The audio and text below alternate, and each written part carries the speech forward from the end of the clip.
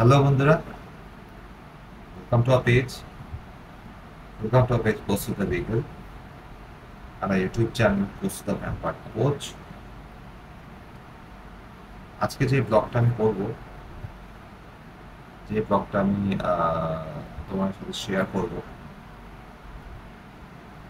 ঘটনাটা হচ্ছে আমাদের পুরনো বাড়ি, শ্যামনগরের যে পুরনো বাড়ি আছে, তা লোকাল থেকে একটা বাচ্চা আছে, মেয়ে বাচ্চা। আমি অনেকদিন ধরে লক্ষ্য করছিলাম যে ও কেমন মুভমেন্টটা স্লো হয়ে গেছিল, ঘুরিয়ে ঘুরিয়ে হাঁটছিল, পেছনের দিকটা পুরো বসে বসে যাচ্ছে, সারাক্ষণ বসে আছে, আর ওঠার চেষ্টা করছে কিন্তু উঠতে পারছে না। যাই হোক, খুব কষ্টে ছিল, ঘুরিয়ে ঘুরিয়ে ঘুরিয়ে ঘুরিয়ে কেউ হয়তো ওকে ধাক্কা মেরেছিল। এবার সে তো অমানুষ, ধাক্কা মেরে চলে গেছে। ও রাস্তার কুকুর, কি হবে ভেবে, কি হবে, কি লাভ ভেবে, মেরে দিয়ে তো চলে তো যায়, আমি তো বেঁচে আছি, আমি তো সেফ আছি। ও ভাড়মে যায়, এরকম অ্যাটিটিউড। মেরে চলে গেছিল হয়তো, পেছনে হয়তো কিছু ফ্র্যাকচার হয়েছে বা কিছু হয়েছে, পেছন দিকটা পুরো পড়ে গেছিল। আমি মেডিকেশন দিচ্ছিলাম, 2 দিন দিয়েছি, দেখলাম ইমপ্রুভমেন্ট সেরকম পাচ্ছি না। তো গত রোববার আমি ঠিক করলাম ওকে ছায়াতে পাঠাবো। অ্যান্ড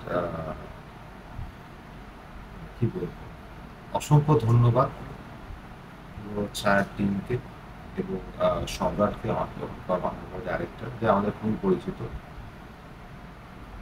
তো সম্রাটকে ফোন করে বললাম, ও দাদা তুমি পাঠিয়ে দাও, ওকে পাঠিয়ে দাও, এক্সরে করবে। তো রোববার দিন আমি ভেটুদাকে বললাম, again many many thanks to Bhetuda, Bhetu cab.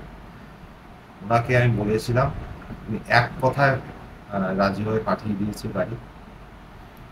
তো আমি যখন বাচ্চাটাকে আনতে যাই, তার কিছুক্ষণ আগে ওখানকার আমার এক কাকু, আমি বলেছিলাম তুমি লক্ষ্য রেখো, বললো যে ও ড্রেনে পড়ে যায়।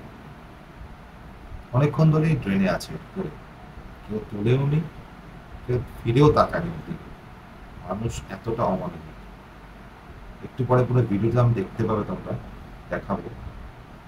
যাই হোক, গিয়ে ড্রেন থেকে তোলা হলো, আমি তুললাম, তুলে কেজে ভরে ওকে পাঠিয়ে দিলাম। তোমার দেখো পুরো ভিডিওটা, দেখলেই বুঝতে পারবে।